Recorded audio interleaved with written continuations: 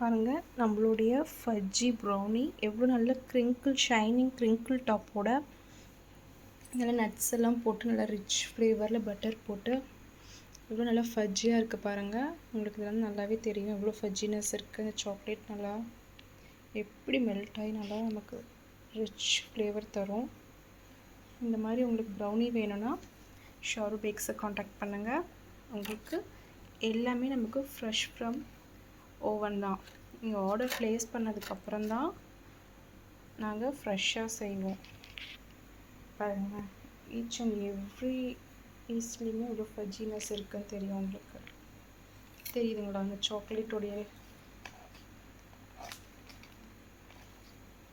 Wait பண்ணுங்கள், சூடாக இருக்குது.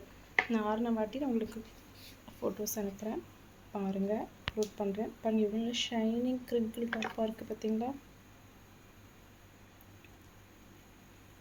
Best quality brownies, homemade.